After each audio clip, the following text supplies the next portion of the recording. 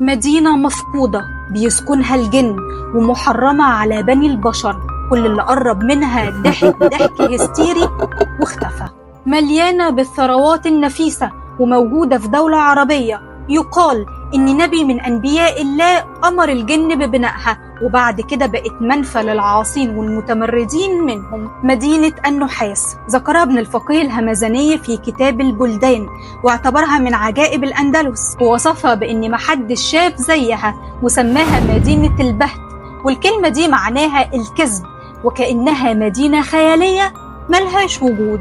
وتعتبر الرواية دي أقدم رواية، والرواية بتقول إن عبد الملك بن مروان وهو خامس الأمويين سمع عن مدينة النحاس وإن فيها كنوز عظيمة ومناظر ما شافتهاش عين قبل كده، فكتب لموسى بن النصير وهو قائد عسكري في عصر الدولة الأموية بيأمره إنه يروح للمدينة دي ويكتشفها. وبالفعل جهز موسى جيش مكون من 1000 جندي وفارس، وجهز أكل وشرب يكفي الجيش لمدة 4 شهور، وتحرك اتجاه المدينة. الرواية بتقول إنهم قعدوا في الطريق 43 يوم، ولكن في روايات تانية بتقول إن هم قضوا 2 سنين في الطريق. ولما وصل موسى للمدينة اتصدم باللي حصل، ودخل الرعب في قلوبهم، وقدروا يشوفوا المدينة دي قبل ما يوصلوا لأسوارها بكذا يوم. المدينة كانت ضخمة جدا ومساحتها مهولة، ليها أسوار عملاقة مفيش زيها في ارتفاعها ولا حجمها، وكأنها ما اتبنتش بإيد بشرية من شدة فخامتها. وصلوا المدينة بالليل وباتوا هناك ليلة مرعبة على حسب كلام الرواية. والصبح بعت موسى فارس يلف حوالين المدينة يشوف أي باب يقدروا يدخلوا منه المدينة. الفارس غاب يومين، وفي روايات بتقول 6 أيام ورجع في اليوم السابع، لكن الصدمة إنها ملهاش باب، وكان الحل إنهم يطلعوا من فوق أسوارها. فأمر موسى بجمع أمتعة الفرسان ورصها كلها فوق بعضها، وبرضه ما كفتش، فعمل سلم ضخم ووصله بالحبال عشان حد يطلع يشوف إيه موجود جوه المدينة دي. وهنا بدأت الصدمات. بدأ موسى بن النصير يقول للجنود مين يطلع ويشوف المدينة ويقول لي أخبارها، واللي هيطلع السلم ده هيكون ليه مكافأة مالية كبيرة.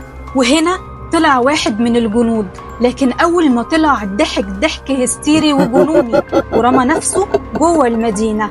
ولما موسى نده عليه علشان يسأله شاف إيه ما ردش واختفى. ولكن موسى ما استسلمش ونادى في الجيش تاني مين يطلع ويكون ليه نفس المكافأة المالية. فطلع واحد تاني، ولكن النتيجة برضو كانت هي. قعد يضحك بشكل جنوني، وبعدين رمى نفسه جوه المدينة واختفى.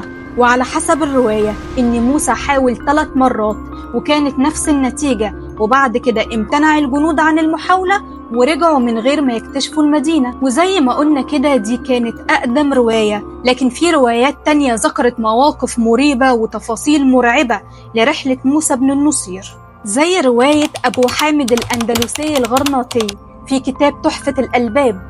قال إن بعد المحاولات الفاشلة لموسى بدأ يحفر تحت الأرض لحد ما وصل للمياه الجوفية، وده كان سبب فشل محاولته إنه يقدر يعمل خندق علشان يقدر يوصل للمدينة من تحت الأرض، لكن المحاولة فشلت بسبب المياه الجوفية الموجودة في المكان ده. فاتجه موسى بعد كده لصعود الأسوار زي ما قلنا قبل كده. ولكن أضاف أبو حامد الأندلسي في روايته إن الجندي لما كان بيرمي نفسه جوه المدينة كان بيتصاعد من المدينة أصوات عالية جدا وصراخ عالي جدا بيفضل 3 أيام بلياليها. وبحسب الرواية ما كانوش 3 محاولات بس، كان في محاولة رابعة، وفي المرة دي ربطوا الجندي بحبل حوالين بطنه علشان لو رمى نفسه جوه المدينة يقدروا يشدوا الحبل ويطلعوه. ولكن نهايته كانت مأساوية أكتر، لما طلع على السور برضه رمى نفسه جوه المدينة فشدوا الحبل علشان يطلعوه، فاتقسم جسمه النصين، النص السفلي طلع مع الحبل والنص التاني العلوي فضل في المدينة. وفي رواية تانية بتقول إن موسى مرجعش مدينة القيروان بعد فشل محاولاته، لكن راح لبحيرة جنب مدينة النحاس، سمعوا إنها مليانة بالكنوز، وفي البحيرة دي بدأت مغامرة جديدة. ويقال إنهم شافوا هناك راجل في البحيرة دي، ولما موسى سأله أنت مين؟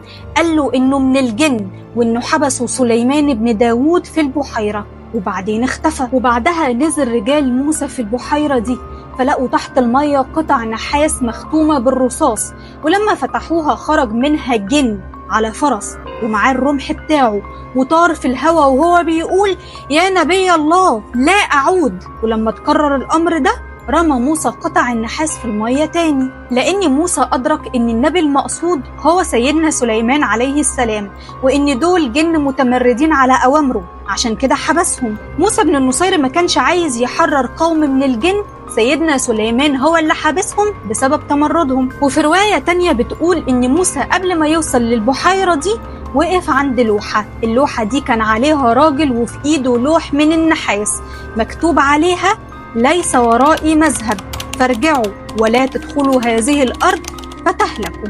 على الرغم من إن الأرض دي كانت جميلة جدا ومليانة بالأشجار والمياه وما فيهاش أي حاجة تدل إن فيها هلاك، وعلى الرغم من التحذير اللي كان على اللوحة دخل مجموعة من الجنود الأرض، ولكن اللي حصل لهم كان مأساوي جدا. على حسب الرواية إن سقط عليهم من بين الأشجار نمل عملاق كالسباع، قطعوا الجنود وخيولهم اللي رجليهم داست على الأرض، وبعدها اتوجهت ناحية الجنود اللي كانوا واقفين على حدود الأرض عند اللوحة. وعلى الرغم من ان كل الروايات اللي ذكرت مدينة النحاس اتفقت ان موسى بن النصير ما قدرش يدخل المدينة، باختلاف طبعا بعض التفاصيل، لكن في رواية واحدة صادمة قالت انه قدر يدخل المدينة. الرواية الغريبة دي بتقول ان موسى لما وصل لقى 25 باب، ولكن ما قدروش يفتحوا ولا باب منهم، وبعض الرجال اتسلقوا السور ولكن وقعوا كلهم جوه المدينة.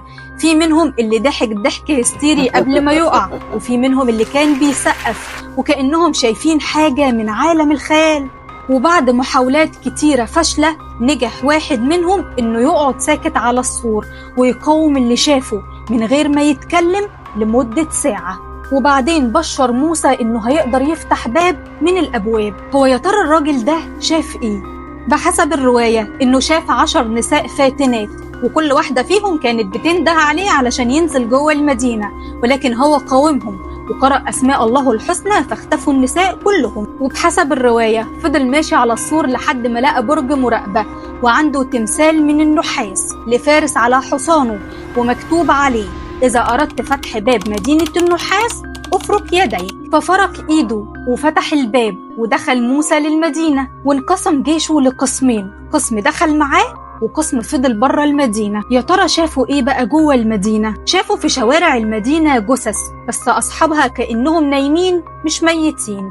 وفضل ماشي لحد ما لقى قصر كبير ملوش مثيل في الفخامة، فدخلوه لقوه مليان بالكنوز، والجنود خدوا من الكنوز دي لحد ما وصلوا لأوضة كبيرة فدخلوها. لقوا في الأوضة دي سيدة لابسة ملابس من حرير جميلة جدا نايمة على سرير كبير، وجنبها تمثالين ماسكين سيفين من نحاس. للوهلة الأولى افتكروها عايشة لأن عينها كانت مفتوحة، لكن بعد كده اكتشفوا إن حد خلع عينها وهي عايشة ورجع لزقها على وشها تاني وهي ميتة، عشان كده عينيها كانت مفتوحة. وفوق سريرها ده كان فيه لوحة مكتوب عليها حاجة غريبة جدا، مكتوب عليها: خذ ما شئت من المجوهرات ولكن لا تأخذ المجوهرات التي أرتديها أنا. وكشفت اللوحة إن السيدة دي هي ملكة المدينة، ورثتها عن أبوها اللي اتجبر في الأرض، وكان على رأسها تاج جميل جدا.